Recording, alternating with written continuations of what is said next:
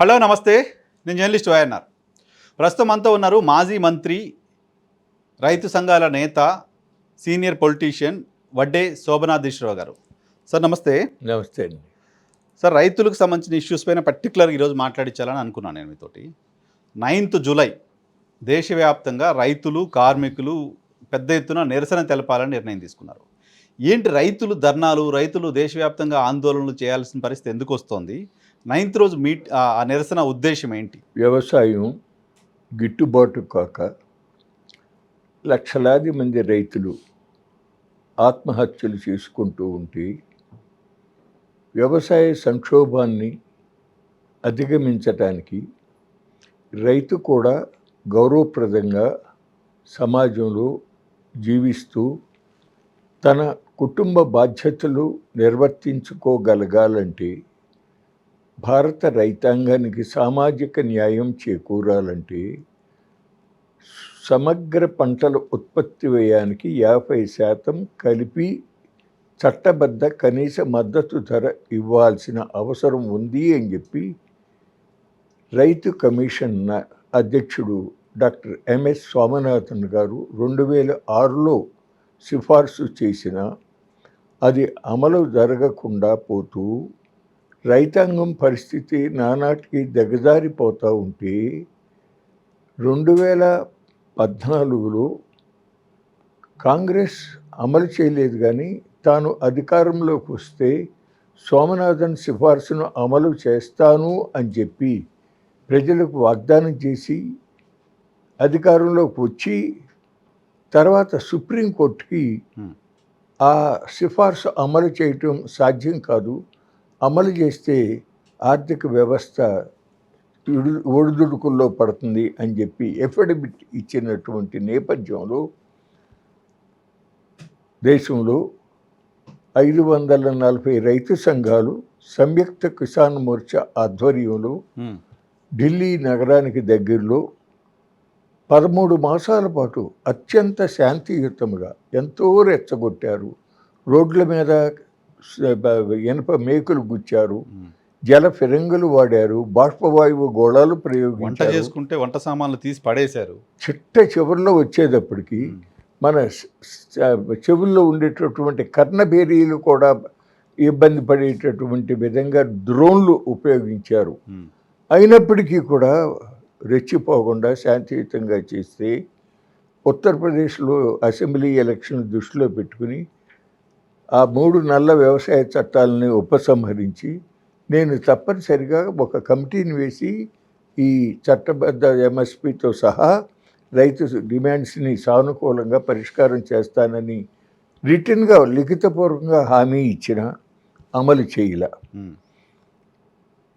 అట్లాగే కార్మిక సోదరులు ఎన్నో దశాబ్దాలుగా వాళ్ళు సంఘటితంగా పోరాటం చేసి వాళ్ళు చర్చలు జరుపుకుని ప్రభుత్వాలతో, మేనేజ్మెంట్లతో 44 కార్మిక చట్టాలు వస్తే వాటన్నిటిని తొంగలో తుక్కేసి 4 లేబర్ కోడ్లు తీసుకొచ్చి పెట్టారు. ఉద్యోగ భద్రత స్థానం లేకుండా పోయింది, పని గంటలు పెంచారు, రాత్రిపూట కూడా మహిళలు పనిచేసేటటువంటి విధానం తీసుకొచ్చి పెట్టారు. అంతకుముందు పబ్లిక్ యూటిలిటీ సర్వీసెస్ అంటే కరెంటు, మంచినీళ్ళ సప్లై, శానిటేషను, ఇటువంటి వాటికి అందులో పనిచేసే ఉద్యోగులు సమ్మె చేయాలనుకుంటే ఒక 14 రోజుల ముందు నోటీస్ ఇవ్వాలి. దానిని మొత్తం అన్ని పరిశ్రమలు, అన్ని రంగాల వాటి కార్మికులకి కూడా వర్తింపజేశారు. అట్లాగే ఏదైనా వివాదం వచ్చినప్పుడు మేనేజ్మెంట్తో ఆ సందర్భంగా ఆ లేబర్ కమిషనరు తన తీర్పు ఇచ్చే లోపల మళ్ళీ ఏవి సమ్మెకి పూనుకోవటానికి వీల్లేదు. రెండోది, యజమానికి కొత్తగా ఇంకొక మనిషిని అతని స్థానంలో ఉద్యోగంలోకి తీసుకుంటానికి అవకాశం కూడా కల్పించబడింది అందులో. ఈ విధంగా కార్మిక హక్కులు హరించబడినటువంటి నేపథ్యంలో దేశంలోని కేంద్ర కార్మిక సంఘాల ఐక్య వేదిక సంయుక్త కిసాన్ మోర్చాతో కలిసి ఈ ప్రజా సమస్యల మీద, ఎందుకంటే దేశంలో అత్యధిక ప్రజానీకం రైతాంగం, కౌలు రైతులు, వ్యవసాయ కార్మికులు, అట్లాగే పరిశ్రమల్లో పనిచేసేటటువంటి కార్మికులు, వీరందరి యొక్క ప్రయోజనాలని తుంగలో తొక్కి కొద్దిమంది ఆశ్రిత పెట్టుబడిదారులు అయినటువంటి అదానీలు, అంబానీలు లాంటి వాళ్ళకి కట్టబెడతా ఉన్నటువంటి పరిస్థితులలో జూలై 9వ తారీఖున దేశవ్యాప్తంగా అన్ని జిల్లాలలో, అన్ని మండల కేంద్రాలలోనూ కూడా నిరసనలు తెలియచేయాలి అని చెప్పి నిర్ణయం జరిగిందండి. అది జరుగుతుందా సార్? ఒత్తిడి వస్తుందా కేంద్ర ప్రభుత్వం పైన? ఒత్తిడి సరిపోతుందా? కేంద్ర ప్రభుత్వం అసలు రైతుల అంశంలో ఆలోచన చేస్తుందా? ప్రజాస్వామ్య వ్యవస్థలో మాకున్న మార్గం అదే కదా. మేము హింసాత్మక చర్యలకు పాల్గొనము. శాంతియుతమైన పద్ధతిలోనే మహాత్మా గాంధీ గారు చూపిన బాటలో మా యొక్క డిమాండ్స్ని పెట్టి కొంత ఆలస్యమైనప్పటికీ కూడా చాలా ఎక్కువ మంది ప్రజానీకాన్ని కదిలించి వాళ్ళకి అవగాహన కల్పించి మా డిమాండ్లతో తతిమ వారిని కూడా కలుపుకొని, ఎందుకంటే వారి ప్రయోజనాలు కూడా ముడిపడి ఉన్నాయి ఇందులో. మేము రైతులుగా మేము పండిస్తే కదా ఈ దేశానికి ఆహారం, అవును కదా, పరిశ్రమల్లో చక్రాలు నడుస్తానికి కావాల్సిన వ్యవసాయ ఉత్పత్తులు వెళ్ళేది.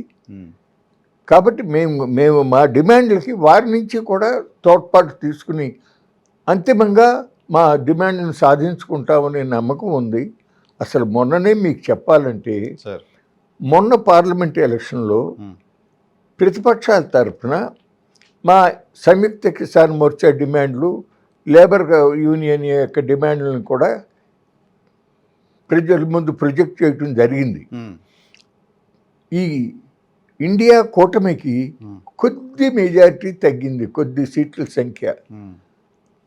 అటువంటి సందర్భంలో అసలు మొట్టమొదట ప్రతిపక్ష పార్టీలన్నింటినీ పాట్నా రమ్మని ఆహ్వానించి మోడీకి, బీజేపీకి వ్యతిరేకంగా మనందరం కలిసి ఒక ఐక్యంగా పోటీ చేయాలి అని చెప్పి ఆహ్వానాలు పంపిన నితీష్ కుమార్ ఆయన మోడీకి జై అన్నాడు.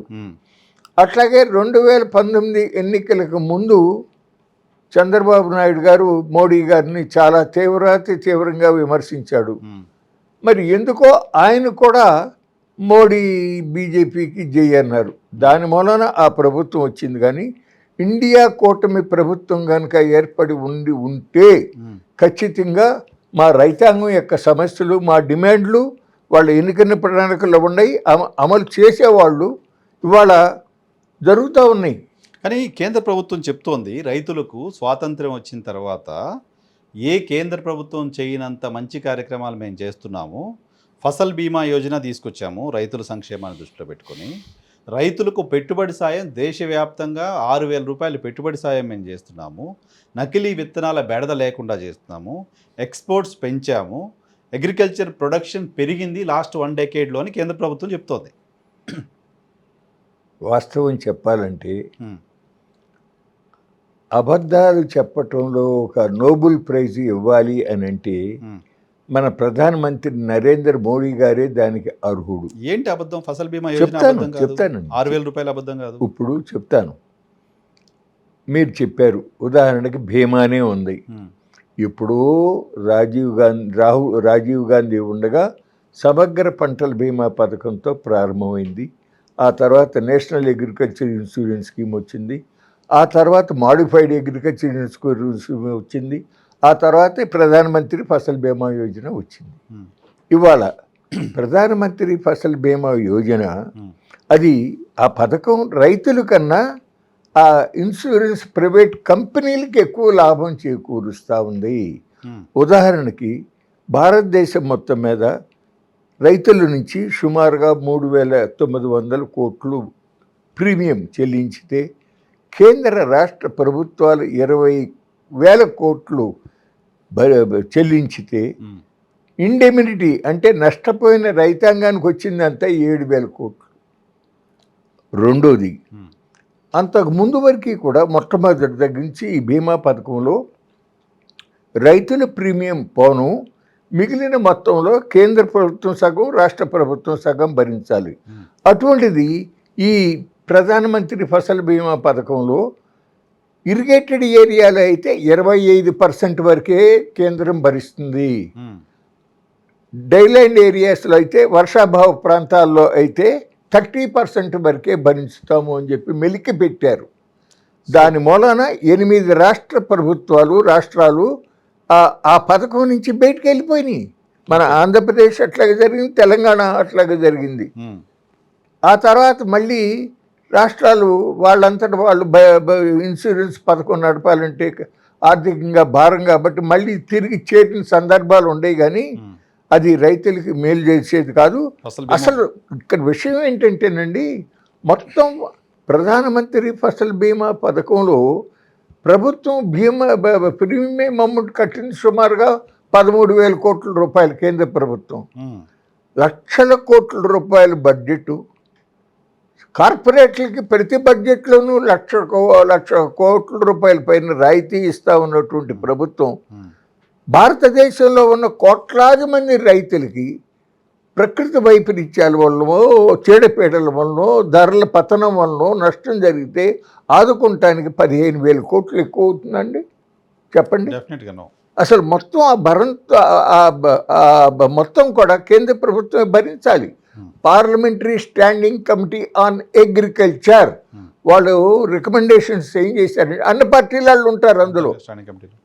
వాళ్ళ రికమెండేషన్ ఏమి ఇచ్చారంటే, స్వామినాథన్ కమిషన్ సూచించినట్లుగా C2+50% చట్టబద్ధ MSP ఉండాలి. ఒక్క పర్యాయం రైతులకు రుణమాఫీ చెయ్యండి. అట్లాగే యూనివర్సల్ క్రాప్ ఇన్సూరెన్స్ స్కీమ్, కేంద్ర ప్రభుత్వం ఏదైతే ప్రధానమంత్రి జన్ ఆరోగ్య యోజన ఎట్లా ఉందో అట్లా కేంద్ర ప్రభుత్వమే ప్రీమియం కట్టి రైతాంగానికి ఇన్సూరెన్స్ సౌకర్యం కల్పించమని చెప్పారండి. ప్రధానమంత్రి గారికి ఏం పడతల్లా. ఓకే, ఎందుకు ప్రయారిటీ కాకుండా పోయింది అనుకుంటున్నారు? ఎందుకు ప్రయారిటీ కాకుండా పోయింది కేంద్ర ప్రభుత్వానికి ఫార్మర్ ఇష్యూ? ఆయనకి ఇంట్రెస్ట్ లేదు. ఆయనకి వ్యవసాయం అన్నా రైతాంగం అన్నా ఇంట్రెస్ట్ లేదు. ఉదాహరణ చెప్తున్నా, 2013 భూసేకరణ చట్టాన్ని పార్లమెంట్లో ఆమోదించారు. చాలా సుదీర్ఘమైన చర్చలు అన్ని పార్టీలతో, అన్ని రైతు సంఘాలతో, అన్ని రాష్ట్రాలతో చర్చించి ఏకగ్రీవంగా అది ఆమోదించబడింది. ఆ రోజు బీజేపీ నాయకురాలు సుమిత్రా మహాజన్ గారు ఆవిడ అధ్యక్షతన జరిగింది. అటువంటి దానిని యాక్ట్ అయిన తర్వాత వెంటనే మోడీ గారు దీన్ని మార్చాలి, ఎట్లయితే ఇది పారిశ్రామిక ప్రగతికి అవరోధం అవుతుంది, దీన్ని మార్చాలి అని చెప్పి 3 సార్లు ఆర్డినెన్స్ పెట్టాడు. 4వసారి కూడా పెట్టాడు. అయితే రాజ్యసభలో మెజార్టీ లేకపోవటం వలన చివరికి ఉపసంహరించుకోవాల్సి వచ్చి రాష్ట్ర ప్రభుత్వాన్ని మీ ఇష్టం, మీకు కావాల్సిన విధంగా మార్చుకోండి అని చెప్పి ఫాలో అవ్వాల్సిన అవసరం లేదు, మీ ఇష్టం కానీ దొడ్డిదారి చూపించాడు. అదే కదా అమరావతిలో కానీ ఇక్కడ కానీ. ఓకే, సో ధరల విషయంలో ఎప్పుడు మాట్లాడుతోంది ఒక ఫార్మర్కు మాత్రమే తాను ప్రొడ్యూస్ చేసిన ఒక ప్రోడక్ట్కి సంబంధించిన ధరని నిర్ణయించే అవకాశం లేకుండా పోతుంది. గుండుపిని తయారు చేసేవాడికి వాడు ధర నిర్ణయించగలుగుతున్నాడు, ఒక ఫార్మర్ చేయలేకపోతున్నాడు. సో అది చేస్తే మొత్తం సమస్యలకి అది పరిష్కారం చూపిస్తుంది. దానికి ఏం చేయాల్సిన అవసరం ఉంది? దానికి స్వామినాథన్ గారు క్లియర్గా చెప్పాడండి. ఒక పరిశ్రమలో వస్తువుకి ఏ రకంగా అయితే మ్యాక్సిమం రిటైల్ ప్రైస్ నిర్ణయం జరుగుతుందో, మన గుండె సూజీ దగ్గర నుంచి చిన్న కారు వరకు ప్రతి దానికి కూడా దాని యొక్క కాస్ట్ ఆఫ్ ప్రొడక్షన్ దృష్టిలో పెట్టుకుని లెక్కేసి కొంత మార్జిన్ ఆఫ్ ప్రాఫిట్ పెట్టి MRP నిర్ణయిస్తారు. ఆ విధానంగానే ఈ వ్యవసాయ పంటల యొక్క ధరలు కూడా నిర్ణయించాలని చెప్పి ఆయన సూచించాడు. కానీ ఈయన పెడచెవిని పెడతా ఉన్నాడు. గత 35 ఏండ్లలో వ్యవసాయ పంటల యొక్క మద్దతు ధరలో 22 రెట్లు పెరిగినాయి. 35 సంవత్సరాల్లో 22 రెట్లు పెరిగినాయి. అది మద్దతు ధర, గిట్టుబాటు ధర కాదు. అదే సమయంలో కేంద్ర ప్రభుత్వ ఉద్యోగులు కానీ రాష్ట్ర ప్రభుత్వ ఉద్యోగుల యొక్క జీత భత్యాలు కలిపి చూసుకుంటే 90 నుంచి 120 రెట్లు పెరిగినాయి. కాలేజీ లెక్చరర్ల జీత భత్యాలు 150 రెట్లు పెరిగినాయి. అంతకుముందు బతకలేక బడి పంతులు అనే నానుడు ఉండేది. అటువంటిది ప్రభుత్వ స్కూళ్ళల్లో పనిచేసేటటువంటి ఉపాధ్యాయులకి 200 రెట్లు పైన పెరిగినాయి. జీతాలు. ఎందుకనంటే అప్పట్లో కొఠారీ కమిషన్ వారు అవును. భారతదేశంలో భావి భారత పౌరుల్ని రూపొందించాల్సి వాళ్ళని ఆ చిన్న వయసు నుంచి కూడా వాళ్ళల్లో ఒక దేశభక్తి, దేశ ప్రగతికి మనం పాటుపడాలనే భావాన్ని పెంపొందించడం కోసం గురువుల యొక్క బాధ్యత చాలా ఉంటుంది. కాబట్టి వాళ్ళు హ్యాపీగా ఉండటానికి కావాల్సిన, వాళ్ళు చక్కగా జీవించడానికి కావాల్సిన పరిస్థితులు కల్పించాలని చెప్పి మంచి శాలరీస్ ఇచ్చారు. వాళ్ళు మీరు ఆశ్చర్యపోతారు, రిటైర్ అయినప్పుడు ఉన్నటువంటి శాలరీ కన్నా వాళ్ళ పెన్షన్గా వచ్చేది ఎక్కువ. Okay okay.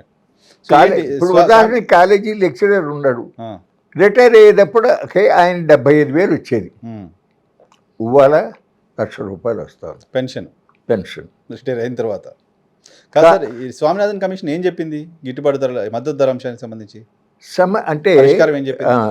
రైతు తన జేబులోంచి ఎరువులు, పురుగు మందులు, కూలి ఖర్చులు, ట్రాక్టర్ ఖర్చులు, అమ్మాంబాబుతూ ఖర్చులకి, వాటితో పాటు అతని యొక్క కుటుంబ సభ్యులు చేసిన శ్రమ విలువ, అట్లాగే ఆ భూమికి కౌలు విలువ, అట్లాగే ఈ వ్యవసాయ ప్రక్రియలో ఉపయోగించేటటువంటి రుణానికి వడ్డీ, ఇవి కలిపి సమగ్ర పంటల ఉత్పత్తి వ్యయం C2 ప్లస్ 50% ఇమ్మన్నారు. మోడీ గారు ఏమిస్తున్నాడు? A2 plus FL plus 50%. అంటే జేబులోంచి తీసి ఖర్చు పెట్టిన డబ్బు ప్లస్ కుటుంబ సభ్యుల యొక్క శ్రమ విలువ, దానికి 50% కల్పిస్తున్నాడు. దీని వలన వాళ్ళ ఉదాహరణకి ఈ సంవత్సరం ఉందనుకోండి, వరి పంట ఉందనుకోండి, కేంద్ర ప్రభుత్వం నిర్ణయించినటువంటి MSP, స్వామినాథన్ కమిషన్ సూచించినట్లుగా MSP నిర్ణయిస్తే ₹770 క్వింటాల్కి తేడా వస్తుంది. నష్టపోతున్నాడు రైతు. ఎస్, స్వామినాథన్ కమిషన్ సిఫారసుని కేంద్ర ప్రభుత్వం ఫాలో అవ్వకపోవడం వల్ల ఒక్క వరి పంట మీద క్వింటాల్కి ₹750. ఒక్క వరి పంట మీద స్వామినాథన్ కమిషన్ సూచించినట్లుగా కనుక ధర MSP నిర్ణయిస్తే ఎకరానికి ₹15,000 అదనంగా రైతుకు వస్తుంది. దేశం మొత్తం మీద పండిన పంటలో రైతులు పండించిన వాళ్ళు వాడుకోగా మార్కెట్లో అమ్మేదానికి చూసుకున్నా కానీ ₹80,000 కోట్ల దేశం మొత్తం మీద రైతాంగానికి వరి పండించే వాళ్ళకి నష్టం జరుగుతుంది. సంవత్సరానికి దాదాపు ₹1,00,000 కోట్ల రైతులు నష్టపోతున్నారు. వరి, గోధుమ 30,000 కోట్లు, పత్తి 60,000 కోట్లు, మొక్కజొన్న 25,000 కోట్లు, ఇట్టా దాదాపుగా ఏటా సుమారుగా 2.5 నుంచి 3 లక్షల కోట్ల రైతాంగానికి నష్టం జరుగుతూ ఉంది. ఇది మేము చెప్పటమే కాదు, ఉంది కదా, మేము చెప్పటమే కాదు, ఇవాళ OECD అంటారు కదా, ఎకనామిక్ ఆర్గనైజేషన్ ఉంది, వాళ్ళ లెక్క ప్రకారంగా భారత రైతాంగానికి 2022 సంవత్సరంలో ఈ MSPలో వచ్చే నష్టమే కాకుండా అంతర్జాతీయంగా లెక్క ఎట్లా ఉంటుందంటే, ఒక దేశంలో ఒక ప్రభుత్వం ఆ దేశంలో వ్యవసాయానికి సపోర్ట్ చేస్తూ ఉందా, చేయటం లేదా, రైతుకి సపోర్ట్ చేస్తూ ఉందా, సబ్సిడీ ఇస్తుందా లేదా అనే లెక్క ఎట్లా చేస్తారంటే, అంతర్జాతీయ మార్కెట్లో ఆ పంటకి ఉన్నటువంటి ధర, ఆ అంతర్జాతీయ మార్కెట్లో ఈ దేశ సరిహద్దుల దగ్గరికి వచ్చేదానికి రవాణా ఖర్చు, ఈ దేశంలో ఉండేటటువంటి ట్యాక్సులు కానీ ఇవన్నీ కలిపి దానికి ఈ దేశంలో MSP కానీ రైతులకు లభించిన ధర కానీ దీనికి మధ్యన ఉన్నటువంటి వ్యత్యాసం అర్థమైందండి. తక్కువ ఉంటే రైతు మీద ట్యాక్స్ పడుతుంది, నెగిటివ్ సబ్సిడీ. ఎక్కువ ఉంటే వ్యవసాయానికి రైతుకి సబ్సిడీ ఇస్తూ ఉన్నట్టు. ఓకే, ఈ కోణంలో చూసినప్పుడు WTO ఉంది, ప్రపంచ వాణిజ్య సంస్థ. Amber box, blue box, green box అని 3 బాక్సులు ఉంటాయి. ఈ మూడిట్లో ఉన్నటువంటి మద్దతులు ఏవైతే ఉన్నాయో ఒక ఐడియా ఉంటుంది. వాటిని బట్టి లెక్క వేస్తే అమెరికాలో రైతు అంటే రైతనే కాదు, ఈవెన్ కమర్షియల్గా వ్యవసాయం చేసేటటువంటి కమర్షియల్ ఫర్మ్, అది కూడా కోఆపరేటివ్ ఫామ్ ఉంది, కమర్షియల్ కోఆపరేటివ్ తక్కువలేండి, ఎక్కువ కార్పొరేటివ్ పెద్ద పెద్ద సంస్థలు ఉంటాయి. అటువంటి వాటితో సహా అంటే అగ్రికల్చరల్ ఎంటిటీ అది రైతు కానీ సంస్థ కానీ 43 లక్షల రూపాయలు వాళ్ళకి సపోర్ట్. ఓకే, గవర్నమెంట్ వైపు నుంచి. అట్లాగే జపాన్లో 9 లక్షల రూపాయలు, ఓకే, యూరోపియన్ యూనియన్లో 7 లక్షల రూపాయలు పర్ ఫార్మర్. ఓకే. చైనాలో 82,000, ఇండియాలో -28,000. మైనస్ అంటే రైతుకి గవర్నమెంట్ సబ్సిడీ రాట్లా, రైతే గవర్నమెంట్కి సబ్సిడైజ్ చేస్తున్నాడు. 28,000 నష్టపోతున్నాడు. ఈ కారణాల వల్లనే రైతాంగం ఇబ్బంది పడతా ఉన్నారు. సుదీర్ఘంగా రైతులకు సంబంధించిన సమస్యలపైన పనిచేస్తున్నారు మీరు బేసిక్గా ఫార్మర్, ఇప్పటికీ ఫార్మింగ్ చేస్తున్నారు. కొత్త జనరేషన్ అగ్రికల్చర్లోకి రావాలంటే వచ్చే పరిస్థితి ఉందా? ఇప్పుడు రావాలనుకునే వాళ్ళు భయపడే పరిస్థితి. ఇప్పుడు అన్నీ వింటుంటే, ఇవన్నీ చూస్తుంటే పోయి మనం ఏం వ్యవసాయం చేస్తాంలే అనే పరిస్థితి ఉంది. ఏం చేయాలి వాళ్ళు రావాలంటే? వ్యవసాయం పండగ అవ్వాలండి, వ్యవసాయం గిట్టుబాటు కావాలి. ఇప్పుడు ఎవరైనా ఒక ఉద్యోగం చేసినా, వ్యాపారం చేసినా, వ్యవసాయం చేసినా, ఏ పని చేసినా తన యొక్క ఒక బ్రతుకు తెరువు కోసమే కదా. అంతే కదా. వ్యవసాయం అనేది అదొక వృత్తి. భారతదేశంలో 44% మంది ప్రజలకి జీవనాధారం వ్యవసాయం. అది రైతు కానీ, కౌలు రైతు కానీ, వ్యవసాయ కార్మికుడు కానీ. ఇవాళ వాళ్ళందరికీ సగటున నబార్డు లెక్కే 10,200 రూపాయలు నెలకు. అందులో 37% వ్యవసాయంలో వస్తూ ఉంటే 39% కూలీనాలి పనుల్లో వస్తూ ఉంది. ఓకే, 15% పాడి పరిశ్రమ, పశు పోషణ మీద వస్తాను, ఒక 7 ఇతరత్ర అనుకోండి. అట్లా ఉంటే ఏ కొత్తగా యువకుడు వ్యవసాయంలో రాగలుగుతాడు? కష్టం కదా. అది లాస్ట్ ప్రపోజిషన్ అనేది అర్థమవుతూ ఉన్నప్పుడు రారు.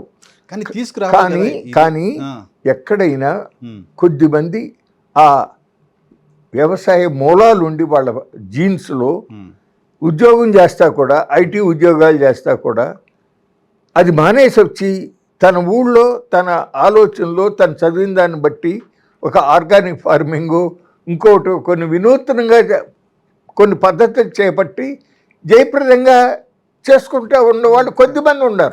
అదంతా ప్యాషన్తో చేస్తున్నారు. వాళ్ళు వ్యవసాయం మీద ఆధారపడి బతకడానికి చేయరు. దాని గురించి మనం మాట్లాడుకోవడంలో ఉపయోగం లేదు. అవును, నేనేమంటున్నా అంటే దేశంలో ఎంప్లాయ్మెంట్ లేదు.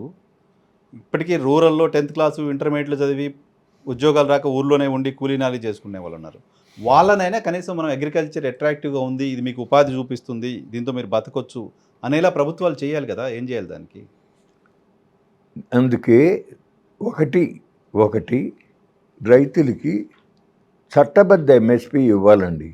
అది తప్పదు. అది అట్లా కంపల్సరీగా చేస్తున్నప్పుడే అతనికి గిట్టుబాటు అవుతుంది, సామాజిక న్యాయం చేకూరుతుంది. రెండోది, హిస్టారికల్ రీజన్స్ వలన రైతు ఎవడో కూడా తను రుణం ఎగ్గొడదామని అనుకోడు, ఎంత చిన్నాడు కూడా. కానీ ప్రకృతి వైపరీత్యాలు, ఇప్పుడు మా బొడమేరు వరదలు ఉన్నాయి.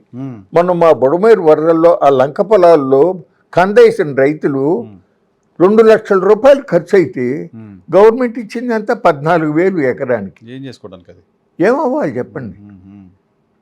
ప్రభుత్వం లెక్కలే ఉండయి. సగటున ప్రకృతి వైపరీత్యాల వలన భారతదేశంలో ఏటా 76,000 కోట్ల రూపాయలు నష్టం జరుగుతుంది అని చెప్పి. అటువంటి పరిస్థితులలో ఏంటంటే ప్రభుత్వం ఒకటి ధర, 2 ఒక్క పర్యాయం మా ఎస్కేఎం కోరినట్టుగా రుణమాఫీ ఒక్కసారి. మేము కోరేది ఏమీ అన్యాయం కాదు కదా. ఇప్పుడు కార్పొరేట్లకి మేము దాదాపుగా 2018 నుంచి అడుగుతున్నామండి నరసింహారావు గారు. పార్లమెంట్ స్ట్రీట్లో కిసాన్ సంసద్ పెట్టినప్పటి నుంచి వాటికి మాకు ₹1 మాఫీ చేయలే. కానీ కార్పొరేట్ సంస్థలకి 16 లక్షల కోట్ల రూపాయలు రైట్ ఆఫ్ చేసింది మోడీ ప్రభుత్వం. ఆల్మోస్ట్ ఎవ్రీ ఇయర్ 1,00,000 కోట్ల పైనే. మీరు ఆశ్చర్యపోతారు. భారతదేశం మొత్తం మీద రైతులు కానీ కౌలు రైతులు కానీ వ్యవసాయ రంగానికి కావాల్సిన పురుగు మందులు ఎరువుల కొట్లు ఇవి ఉంటాయి కదా, అనుబంధ వ్యాపకాలకు కానీ మొత్తానికి కలిపి NPA నాన్ పెర్ఫార్మింగ్ అసెట్స్ అంటారు కదా, అటువంటిది 1,45,000 కోట్లు.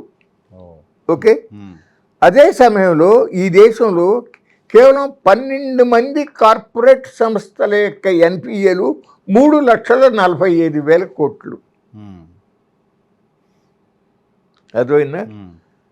ఇవాళ కట్టగలిగి కూడా కడతల్లా విల్ఫుల్ డిఫాల్టర్స్ అని బ్యాంకులు పేర్కొన్నటువంటి 8,900 మంది డిఫాల్టర్స్ దగ్గర నుంచి బ్యాంకులకు రావాల్సింది 25 లక్షల కోట్ల రూపాయలండి. మోడీ గారి యొక్క ఎడమ భుజం గౌతమ్ అదానీ గారు, అనిల్ అంబానీ గారు.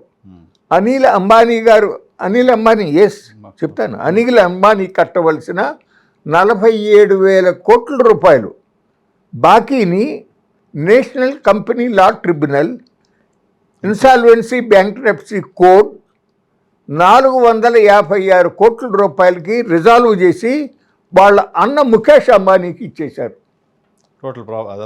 ప్రాపర్టీస్ అంతా. ఎస్.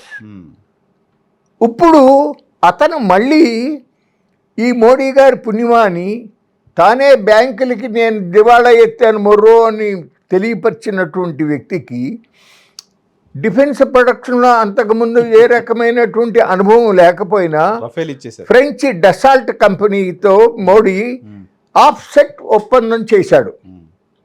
దాని ద్వారా ఇవాళ మళ్ళీ డిఫెన్స్ ప్రొడక్షన్ లైన్లోకి వెళ్ళబోతా ఉన్నాడు. మళ్ళీ అతనికి 1,000 కోట్ల రూపాయలు అప్పులు ఇస్తారు, ఏమీ అనుమానం లేదు. అసలు ఆల్రెడీ పెట్టారు. డిజాల్వ్ చేసిన తర్వాత 1 సంవత్సరం అయిన తర్వాత మళ్ళీ వాళ్ళకు లోన్లు ఇవ్వచ్చు అని పెట్టారు. అదే రైతు బ్యాంకుకి వెళ్తే ఆ ఊళ్ళో ఏమన్నా స్థలం ఉందా, ఇల్లు ఉందా అని అడుగుతారు. ఏదన్నా కూతురు పెళ్ళికో కొడుక్కి ఫీజు కట్టాలని చెప్పి లోన్ కోసం అడిగితే ఆ మాటలు అడుగుతారు బ్యాంకులు. 1,60,000 వరకు 1,60,000 వరకు ఎవరైనా రైతు వచ్చి బ్యాంకులో క్రాప్ లోన్ కావాలంటే పట్టాదారు పాస్ పుస్తకాలు కానీ ఈ కౌలుకి ఇచ్చినట్టు పత్రాలు కానీ హామీ కానీ లేకుండా ఇవ్వు అని చెప్పి రిజర్వ్ బ్యాంక్ ఆఫ్ ఇండియా గైడ్లైన్లు ఉన్నాయండి. ఇవ్వట్లేదు. వాళ్ళకి కూడా నబార్డు రిపోర్ట్ ప్రకారంగానే సన్నకారు చిన్న రైతుల్లో 100కి 40 మంది ప్రైవేట్ వడ్డీ వ్యాపారస్తుల దగ్గర నుంచి అధిక వడ్డీలకి రుణాలు తీసుకుంటున్నారు అని చెప్పి రిపోర్ట్లు ఉన్నాయి. అందుకే కదా ఆత్మహత్యలకు రీజన్ ఏంటి సార్? ఆత్మహత్యలు అనేది డ్రాస్టిక్గా పెరుగుతున్నాయి. ఒక్కొక్క టైంలో ఒక్కొక్క సీజన్లో ఒక్కొక్క ఏరియాలో ఆత్మహత్యలు పెరుగుతున్నాయి. ఫార్మర్స్ సూసైడ్స్ అనేది చాలా ప్రమాదం కదా దేశానికి. నిజమేనండి. ఏం చేద్దాం చెప్పండి. అసలు గవర్నమెంట్ ఆలోచించాలి కదా. ఇప్పుడు మొన్న మన ఆంధ్రప్రదేశ్ రాష్ట్రంలో బర్లీ పొగాకు వేసినటువంటి రైతులు 3 ఆత్మహత్యలు చేసుకున్నారు. పల్నాడు ఏరియాలో పంటలు వేసి 3 రైతులు అక్కడ ఆత్మహత్యలు చేసుకున్నారు. ఇప్పుడు మీరు అంటే వాళ్ళు చచ్చిపోవాలని నేను కోరట్లా, కానీ ఏ ఒక్క పారిశ్రామికవేత్త కానీ ఇండస్ట్రియలిస్ట్ కానీ బిజినెస్ మ్యాన్ కానీ ఎన్ని 1,000 కోట్ల రూపాయల అప్పులు పాలైనా ఎవరైనా ఆత్మహత్య చేసుకున్నారా? ఎవరైనా చేసుకున్నారా? వాళ్ళ కార్లు ఏమన్నా మార్చుకున్నారా? వాళ్ళు ఇల్లు ఏదన్నా మార్చుకున్నారా? నథింగ్.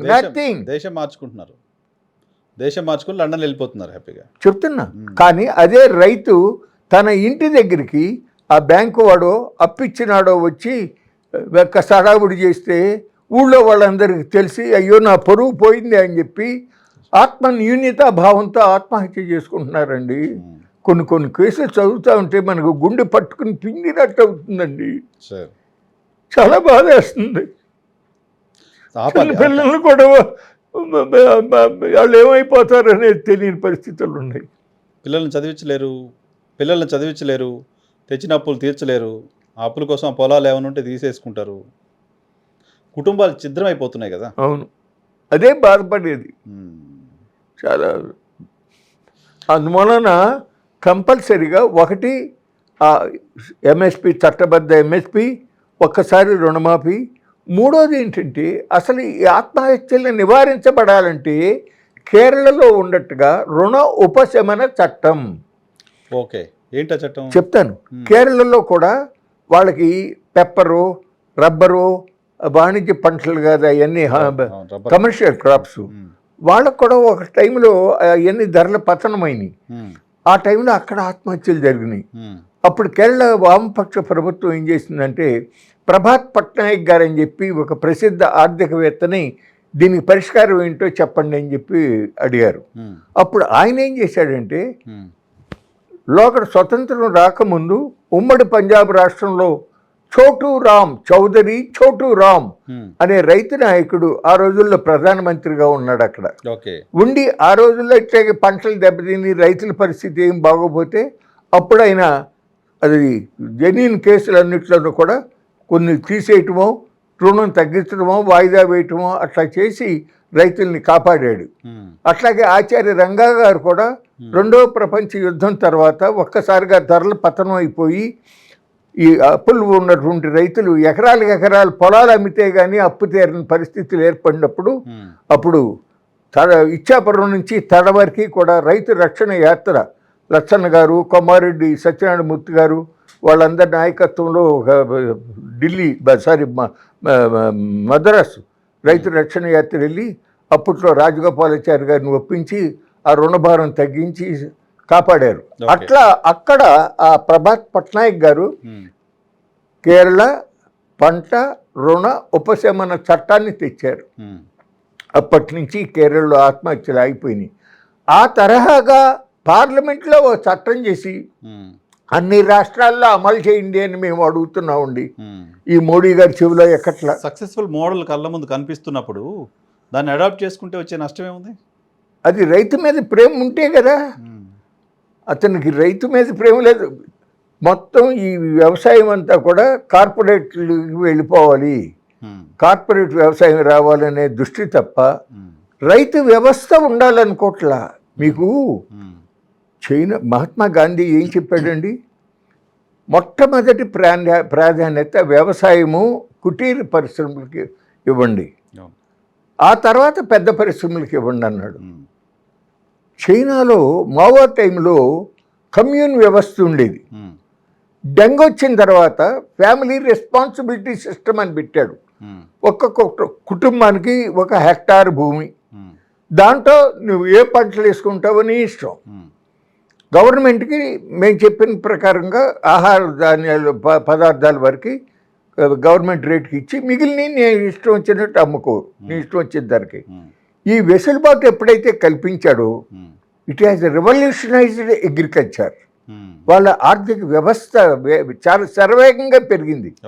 రైతుల యొక్క ఆదాయాలు పెరిగినాయి, మిగులు పెరిగినాయి, అప్పుడు కొనుగోలు శక్తి పెరిగింది.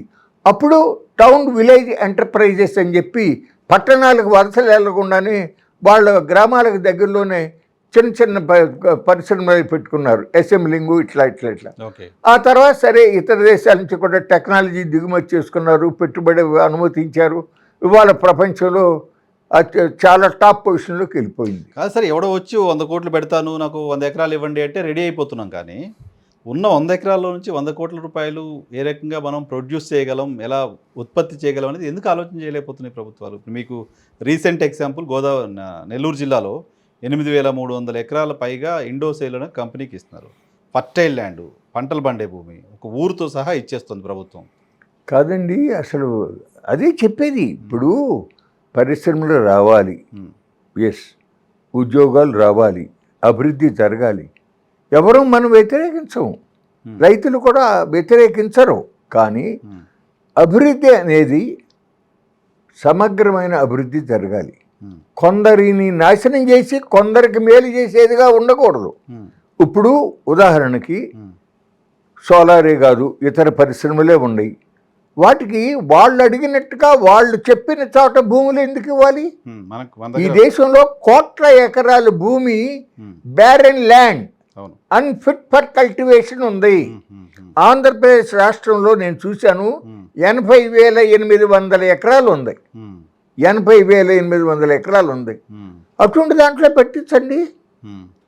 అవును కదా, అక్కడ పెట్టించాలి, అక్కడ ఇన్ఫ్రాస్ట్రక్చర్ డెవలప్ చేయాలి. అంతేగాని 1000 ఎకరాల ఓలోపాడు మామిడి తోటలు తీసుకెళ్ళి అందులో పెట్టి ఆ ఊళ్ళల్లో ఆ ఇల్లు కూడా వదిలిపెట్టేసి వాళ్ళు వెళ్ళిపోవాలంటే ఊరు లేదు, ఇంకా ఊరు ఆంధ్రప్రదేశ్ చిత్రపటంలో ఎక్కడ ఉండదు. ఇంకా తరతరాలుగా అక్కడ భూమిని నమ్ముకుని ఆ ఊళ్ళో ఉన్నటువంటి మనుషుల్ని వెళ్ళిపోమంటూ ఏంటండి? శోభ చాలా దుర్మార్గం అది. అందుకనే ఆ ఊరు కదిలొచ్చి నేషనల్ హైవేని దిగ్బంధనం చేశారు. చాలా తప్పది. చంద్రబాబు నాయుడు గారు తప్పనిసరిగా దాన్ని వెనక్కి తీసుకోవాలి. ఈ రకంగా గోదావరి బనకచర్ల ఎట్లా అయితే సరే కేంద్రమే అడ్డుపడింది అనుకోండి, ఇటువంటిది మేము కూడా భవిష్యత్తులో రైతు సంఘాలుగా ప్రభుత్వానికి, రాష్ట్ర ప్రభుత్వానికి, కేంద్ర ప్రభుత్వానికి కూడా ఎంపీల ద్వారా ఒత్తిడి పెడదాం అనుకుంటున్నాం. అభివృద్ధికి తీసుకునేటటువంటి భూములు అంటే ప్రాజెక్టుల కోసం, ఇండస్ట్రీస్ కానీ ఏదైనా అనుకోండి, వాటి కోసం ఫస్ట్ ప్రయారిటీ మీరు వేస్ట్ ల్యాండ్లో ఆలోచించండి.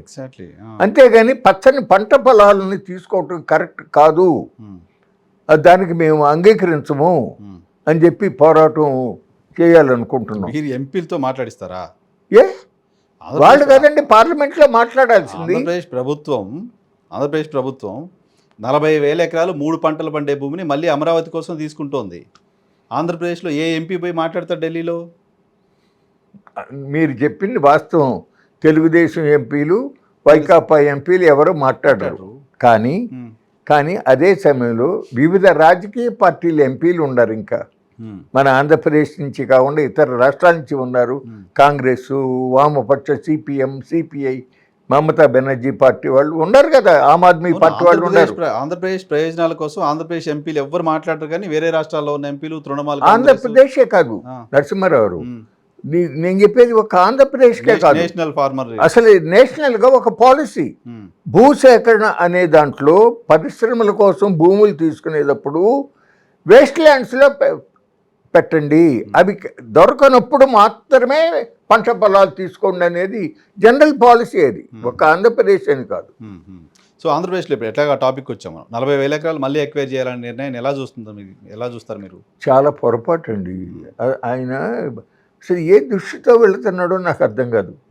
మొట్టమొదట తీసుకున్న 33,000 ఎకరాలే ఇప్పటికి ఇంకా ఎల్పిఎస్ లేఅవుట్లు, అవి ఇంకా అవలా 3 ఏళ్లలో చేస్తానని రిటర్న్ కమిట్మెంట్ ఇచ్చావే, 2019 దాకా అధికారంలో ఉండవు కదా.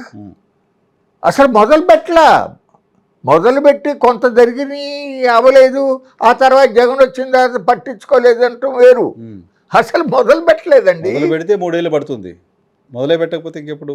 అదే చెప్పేది. అంటే అతని ప్రయారిటీస్, అయ్యో మన మీద నమ్మి ఆ రైతులు ₹1 నష్టపరిహారం వెంటనే అడగకుండా మనకి ల్యాండ్ పూలింగ్ పద్ధతిలో ఇచ్చారే, వాళ్ళకి న్యాయం చేయాలి అనేది ఉండాలి కదా.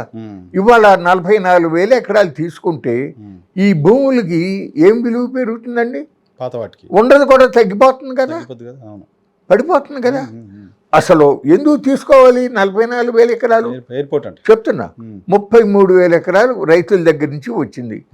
ప్రభుత్వ భూములు కానీ నదులు అమాంబాబత అయ్యి కలిపి 54,000 ఎకరాలు ఉంది.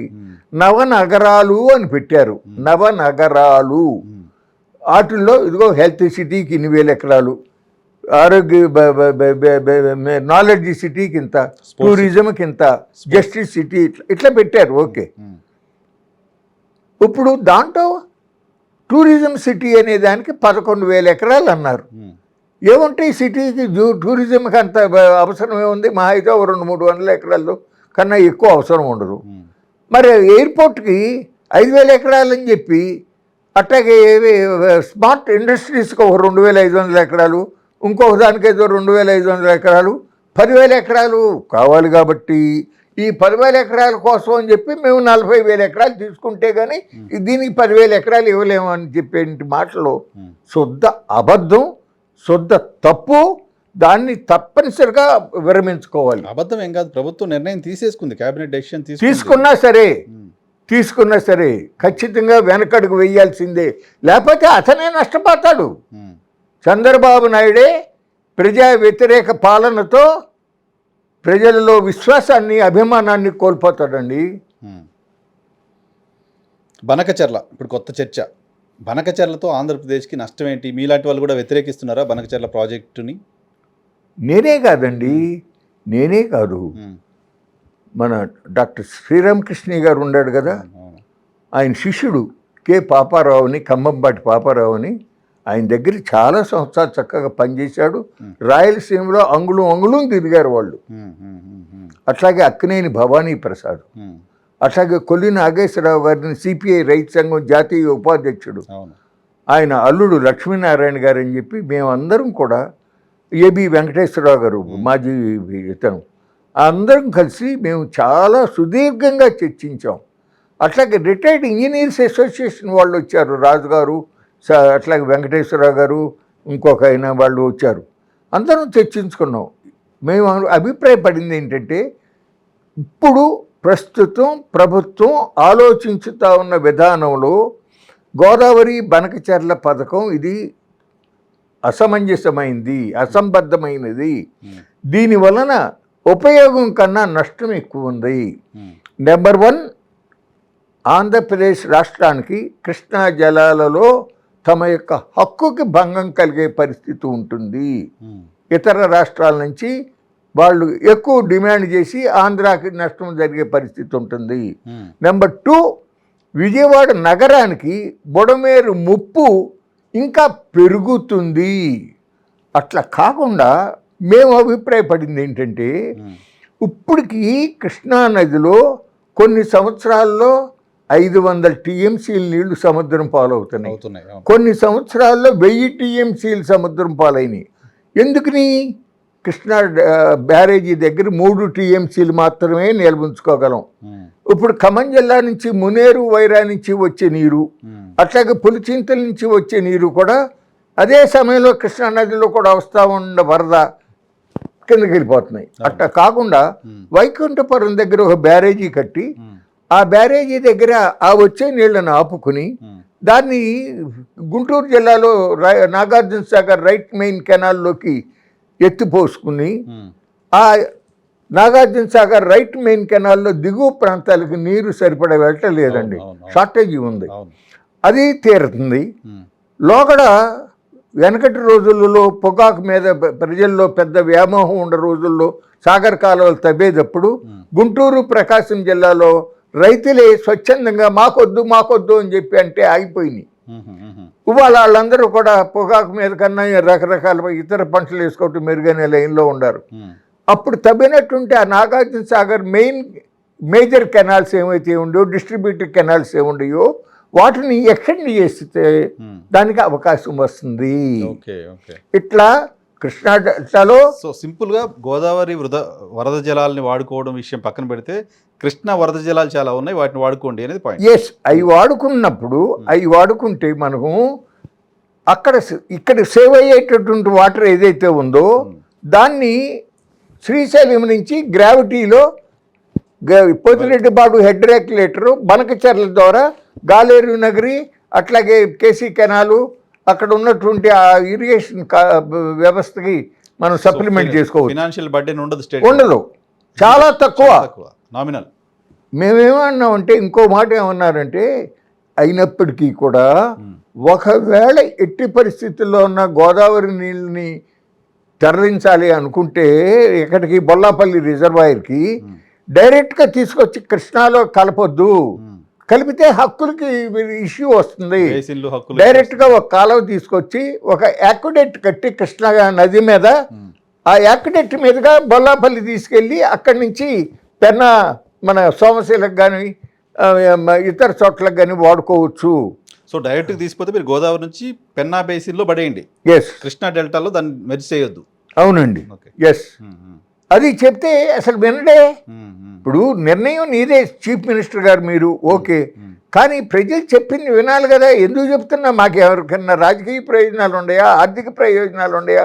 మేము ఎవరన్నా కాంట్రాక్టర్లు, రిటైర్డ్ ఇంజనీర్లు, ఆఖరికి ఏబి వెంకటేశ్వరరావు కూడా ఆయన చంద్రబాబు నాయుడు యొక్క క్షేమం కోరే వ్యక్తులలో నెంబర్ 1 కదా ఆయన. ఆయన చెప్పినామండి. ఎందుకు వినట్లేదు సార్? ఎందుకు వినట్లేదు ఆయన? అది మీరు మీరు బాగా దగ్గరగా చూసారు ఆయన్ని. సర్వేశ్వరుడికి తెలియాలి. ఎవరా సర్వేశ్వరుడు? ఆయన నడిపిస్తున్న సర్వేశ్వరుడు ఎవరు? లోకేశుడా? ఎందుకునో ఆయన తీరు మారిందండి. ఇదివరకు ఇట్లా ఉండేది కాదు, ఈ పర్యాయం మారింది. బ్యాడ్ లక్ అది. చాలా బాధపడుతున్నాం. ఎందుకంటే చేంజర్ అంటున్నారు చంద్రబాబు నాయుడు గారు. బనకచర్ల గేమ్ చేంజర్ అవుతుంటున్నాడు. అదే పొరపాటు అంటున్నా కదా. ఇప్పుడు ఆయనకి మరి రాంగ్ డైరెక్షన్లో వెళ్తున్నాడు. అది బాధపడేది. మనిషి తెలివిగలవాడే, చాలా కష్టపడతాడు. కానీ ఏ సమస్యకి ముందు ప్రాధాన్యత ఇవ్వాలి, దాన్ని ఎలా చేయాలి అనే దాంట్లో సరైనటువంటి నిర్ణయాలు తీసుకోలేకపోతున్నాడు. ఎందుకు నువ్వు ఈ రోజున్న పరిస్థితిలో గడిచిన ఏడాది కాలంలో ఈ రోజున్న పరిస్థితిలో ఆంధ్రప్రదేశ్ రైతుల పరిస్థితి ఏంటి సార్? బాగానే ఉన్నారా? హ్యాపీగా ఉన్నారా? వాస్తవం చెప్పాలంటేనండి, ఈ సంవత్సరంగా ఒక్క పంటకు కూడా ఎంఎస్పి రాలా. ఒక్క పంటకు కూడా ఎంఎస్పి రాలా. ధాన్యం అమ్ముకున్న రైతులకి 400-500 తక్కువ ధర వచ్చింది.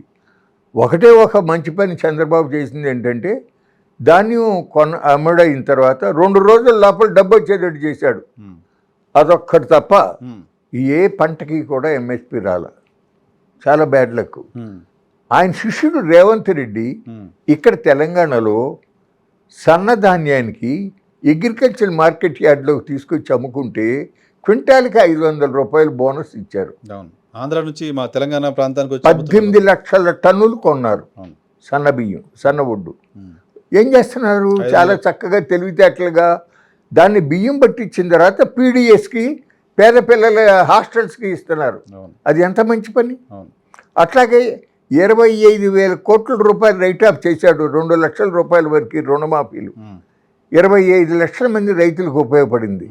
సరే, అంతకుముందు కేసీఆర్ కూడా కొంత మంచి వ్యవసాయానికి సంబంధించి చేసింది వేరే, చేయాల్సింది వేరే, బట్ సంహౌ అంతవరకు చేశారు కదా. ఎస్, అంతకుముందు కేసీఆర్ కూడా ఇంత కాదు, కానీ కొంత అతను కూడా ఇరిగేషన్ రంగం అవనండి, ఆయిల్ పంప్ అవనండి, వరి కూడా మ్యాక్సిమం ప్రొక్యూర్మెంట్ చేసేవాడు కదా. ఈరోజు Telangana number 1 in paddy production ఇవాళ. ఎందుకంటే గవర్నమెంట్ కొంటుంది కదా. మాకు ఆంధ్రాలో ఆ పరిస్థితి లేదే. సో ఇంకా ఏమున్నాయి సార్ రైతుల ఇష్యూస్ అక్కడ? ఇప్పుడు మిర్చి రైతులు 8,000 9,000కి అమ్ముకోవాల్సిన పరిస్థితి వచ్చింది. 25,000 కింటా అమ్ముకునే పరిస్థితి నుంచి ఎందుకంత డ్రాస్టిక్గా పడిపోతుంది రేట్లు? అంత వేరియేషన్ ఏంటి సార్ మరి? అంటే ఒకటండి, ఇప్పుడు సహజంగా ఎప్పుడు మార్కెట్లో ఒడిదుడుకులు కొంతవరకు ఉంటాయి. కొంతవరకు అంటే ప్రొడక్షను, డిమాండు, మార్కెట్ని శాసించేది అది. అంతేగా. అటువంటి సమయంలోనే ప్రభుత్వం ఇంటర్ఫీరెన్స్ ఉండాలి. ధరల స్థిరీకరణ నిధి, దాన్ని ఉపయోగించి కేంద్రము రాష్ట్రము కూడా రైతులను ఆదుకోవాలి. దాంట్లో కేంద్రం ఒక 2 వంతులు, రాష్ట్రం ఒక వంతు పెట్టి. కానీ చంద్రబాబు నాయుడు గారు కూడా రాను రాను మోడీ గారి ఆలోచన విధానంలోకి వెళ్తున్నాడు. మోడీ గారు ఈ 3-4 సంవత్సరాలుగా ప్రొక్యూర్మెంట్ బాగా తగ్గించేశారు. ఓకే. మార్కెట్ యార్డుల్లో, గోడౌన్లో ఉన్న స్టోరేజ్ కెపాసిటీ అదానికి సంస్థకి ఇచ్చిన పరిస్థితి జరుగుతోంది. ఆంధ్రప్రదేశ్లో కూడా అట్లాగే. ఇక్కడ ఏంటంటే కొంత చంద్రబాబు నాయుడు గారు జాగ్రత్తగా ఆలోచించాలండి. ఉదాహరణకి అదాని సంస్థ, రిలయన్స్ సంస్థ 500 కంప్రెస్డ్ బయోగ్యాస్ ప్లాంట్లు పెడతామని చెప్పి ప్రపోజల్ ఇచ్చారు. ఓకే, అది ఏంటది? వెనకటి రోజుల్లో నేను దాదాపుగా చదువు అయిపోయి వ్యవసాయానికి వచ్చిన రోజుల్లో గోబర్ గ్యాస్ ప్లాంట్లు ఉండేవి కదా. సేమ్ అది రైతు దొడ్లో శుభ్రంగా తన ఇంటి దగ్గర గోబర్ గ్యాస్ ప్లాంట్ పెట్టుకుంటే తన దొడ్లో ఉన్న పశువులు పేడ వేసుకుంటే ఇంట్లో గ్యాస్ వచ్చేది. ఇది తీసుకెళ్లి చేలో వేసుకునేవాళ్ళం. అవును. అదే ప్రిన్సిపల్ అదే. అంతే. ఎస్, ఓకే, మంచిదే. ఎక్కడ పెట్టాలి దానికి? రాష్ట్ర ప్రభుత్వం 5 లక్షల ఎకరాలు ఇస్తామని చెప్పి ఎంఓయూ రాశారు. Oh my God. 5 లక్షల ఎకరాలు అంత అవసరమా? రెండోది, ఇవ్వు, వేస్ట్ ల్యాండ్స్ దగ్గర ఇవ్వు, ఉత్పత్తి చేస్తే మంచిదే. ఆ ఎరువు రైతులకు ఉపయోగించుకోవచ్చు. రసాయనిక ఎరువులు వినియోగం తగ్గి ఆర్గానిక్ ఎరువులు వాడుకోవటం మంచిదే. పెస్టిసైడ్ రెసిడ్యూస్ తగ్గుతాయి. రెండోది ఏంటంటే నరసింహారావు గారు, ప్రధానంగా ఇవాళ ఈ అభివృద్ధి అనే పేరుగా ఈ పరిశ్రమలకి, సోలార్కి, వీటికి ఇచ్చి అన్ని ఉద్యోగాలు, ఇన్ని ఉద్యోగాలు అంటున్నారు. ఓకే, మరి పొలాలన్నీ వాళ్ళకి ఇచ్చేసేస్తే ఇందులో పనిచేసే వాళ్ళకి ఉద్యోగాలు పోవట్లేదా? ఉపాధి పోయినట్టే కదా, పోతున్నాయి కదా, జీవితాలపైన ఉనికిపోతుంది కదా, ఉపాధి పోతుంది కదా. ఇవాళ తక్కువ ఖర్చుతో, తక్కువ పెట్టుబడితో వ్యవసాయ అనుబంధ వ్యాపకాలు, డైరీ, ఫిషరీ, పౌల్ట్రీ, ఇటువంటి వాటి మీద అతి తక్కువ పెట్టుబడితో ప్రభుత్వం వ్యవస్థ బ్యాంకుల నుంచి లోన్లు ఇప్పించి మహిళలకి, చిన్న చిన్న వాళ్ళకి చిన్న చిన్న యూనిట్లు ఇస్తే ఇవాళ మనకి డైరీలో భారతదేశం నెంబర్ 1 ప్రపంచంలో. డైరీలో ఇప్పుడు ప్రమాదం రాబోతూ ఉంది. మోడీతో భారత ప్రభుత్వం ద్వైపాక్షిక ఒప్పందం చేసుకునే దాంట్లో డైరీకి సంబంధించినటువంటిది కనుక భారతదేశం అంగీకరిస్తే, ఎవరితో?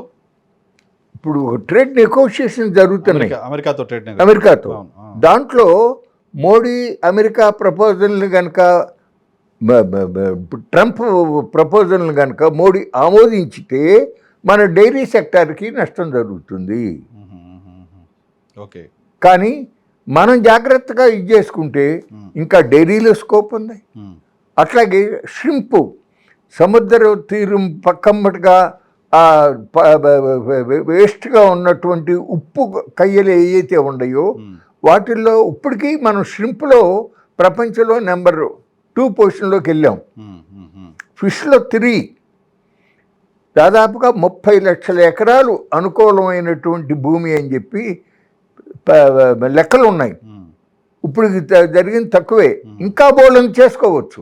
సో ఆలోచన చేయాలి కదా ప్రభుత్వాలు, అటువంటి ఆలోచన చేయాలి కదా ప్రభుత్వాలు. అట్లా ప్రభుత్వం పెద్ద పెట్టుబడితో పెద్ద పెద్ద పరిశ్రమదారులు అని ఆలోచించకుండా ఈ రకంగా చేస్తే చాలా ఉపాధి అవకాశాలు పెరుగుతాయి, గ్రామ ప్రాంతాల్లో ఉండే ప్రజల జీవన పరిస్థితులు మెరుగవుతాయండి. ఆ దిశగా ఆలోచించాలి. రైట్ సార్, చూద్దాం, ఆ దిశ ఆలోచన చేయాలని కోరుకుందాం. రైతుల గురించి మాటలు, ఉపన్యాసాలు వింటున్నాం తప్ప నాయకుల దగ్గర, పాలకుల దగ్గర చిత్తశుద్ధితో దానికోసం ప్రయత్నం చేయడం కనపడట్లా. అదే అన్ఫార్చునేట్, అది జరగాలని కోరుకుందాం. అదే బాధపడుతున్నాం అండి. Thank you very much sir. నమస్తే. Thank you. వడ్డే శోభనాథ్ గారితో స్పెషల్ ఇంటర్వ్యూ చూస్తూనే ఉండండి.